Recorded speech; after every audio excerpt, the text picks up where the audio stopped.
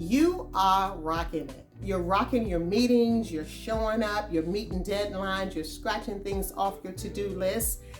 And from the outside, it appears that you're managing well. But on the inside, something else is going on.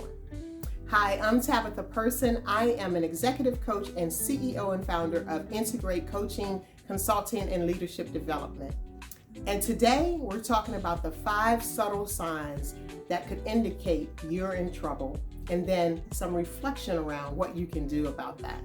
But before we get started, take a moment to like the video and subscribe to my channel so you never miss a video that's going to help you grow as a purpose-driven leader.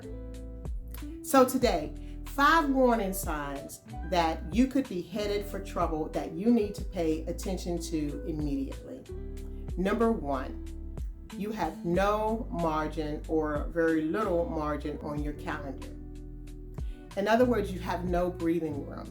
You're running from meeting to meeting or activity or task or project to project, and there's no room to reflect, to consider, to maybe determine a new pathway forward. You have no room for error, no margin for error. That could indicate that you're heading for trouble, because that's not sustainable in leadership. So a question you might ask yourself around that little to no margin is, where can you create intentional space in your calendar if you don't already have it? Where is an opportunity for you to have white space so that you can really reflect and think about how you want to move forward in your leadership? Number 2, you feel accomplished but not fulfilled.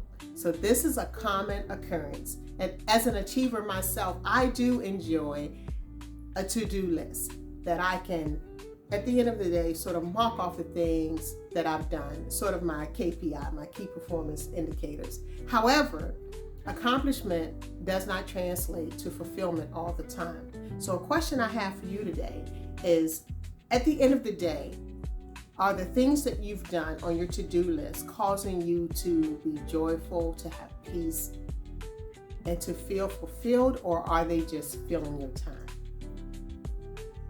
Number 3, you are reacting instead of responding. So the email comes in, it catches your attention, you quickly read it over, and you fire off an email back. Did you just react? Or did you take time to respond?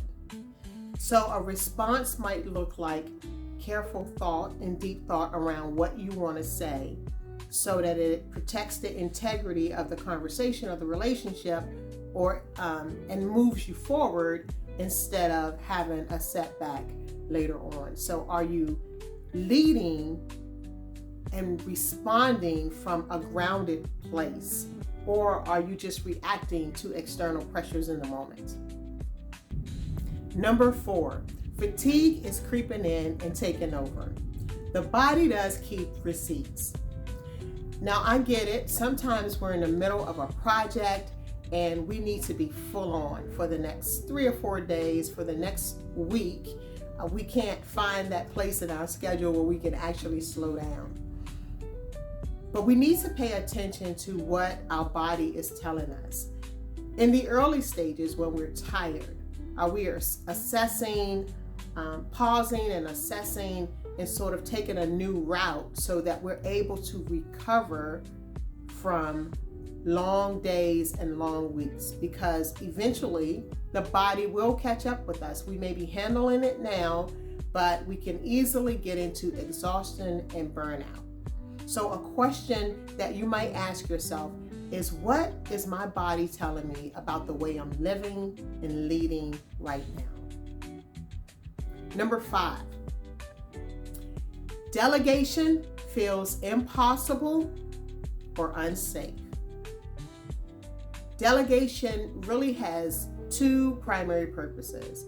For the leader, it can free up his or her time to do some more of the tasks that only he or she can do.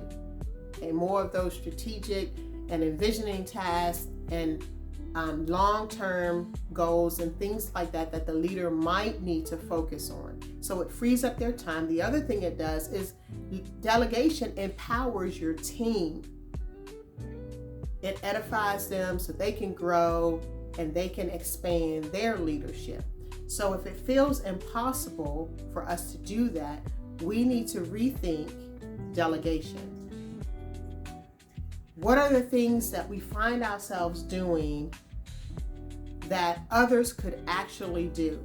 And where are we thinking, there's no way I can give this to someone else, right? So how do we begin to break that down to say, what would I need to do in order to give this to someone else? What benefit would it be for them? What benefit would it be for me?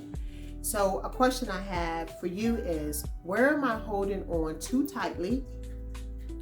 And if I freed up this area, how would it allow me to trust others more? So if this resonated with you, you can become part of my community by subscribing to my email list, and I'll leave a link in the description. Thank you for joining me today. Make sure that you're constantly assessing your leadership so that you can do the purpose-driven work you were designed to do. Have a great day.